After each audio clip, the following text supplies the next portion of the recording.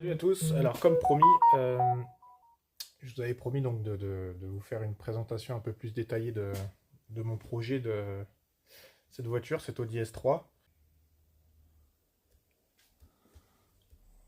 Voilà cette voiture que j'ai depuis, ça fait, je crois que ça fait, si je dis pas de conneries, ça fait 4 ans que je l'ai. Et il y a eu pas mal de taf déjà de fait dessus. Et puis ouais, il y a un peu plus d'un an, j'ai cassé le moteur. Je vous la montre un peu plus.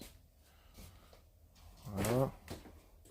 Bon, je vous avais aussi promis que je rangerais le bordel dans le garage et en fin de compte, j'ai même pas eu le temps.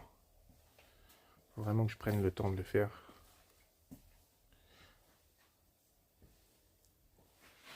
Hop, ça, partie extérieure. Elle est pas trop dégueulasse quand même. Pour une machine qui est restée plus d'un an dehors. Avec bien sûr, ça c'est une peinture qui a été faite sur mesure. Et pour ce qui est de l'intérieur, tac. Voilà, bon c'est un peu... C'est Audi à l'ancienne. Hein. Je me suis un peu énervé, j'ai voulu refaire le ciel de toit aussi et je me suis un peu énervé. Alors il faut que je recommence. Parce qu'il était tout déglingué. Et en plus, c'était pas la bonne teinte. J'avais également mis les manos de pression de turbo. Voilà. Tout est fonctionnel, hein. Vraiment tout. Voilà. Et enfin, la partie la plus... Elle est crade, hein, ouais, je sais. La partie la plus importante, c'est le cœur de la bébête. Hop. Voilà. Alors donc celui-là, c'est un... J'ai fait un swap. À la base, c'était un moteur BH Jet que j'avais dedans. J'ai fait un swap de Golf 6R CDL. Un peu plus costaud. Mais malheureusement, comme je vous disais l'autre jour, sur une précédente vidéo, alors, je sais pas si en zoomant on va pouvoir voir. J'essaie de bien me caler, je suis pas expert en...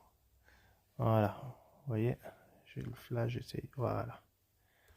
Tac. Vous voyez ici, un joli petit trou dans la boîte de vitesse. Je sais pas si ça focus, voilà. Et j'ai l'impression qu'il y a même le mécanisme qui a pris sa mère aussi là encore.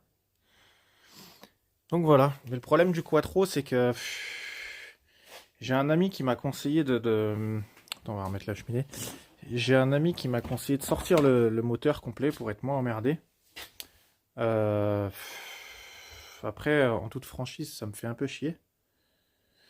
S'il y en a qui ont de l'expérience là-dessus, je gagnerais du temps à sortir complètement le moteur pour changer la boîte ou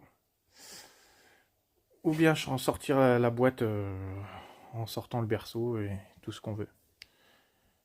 Donc voilà, les petits projets à venir. J'attends juste en fait la motivation. Je vais peut-être commencer après-midi. La motivation à démonter tout ça. Voilà.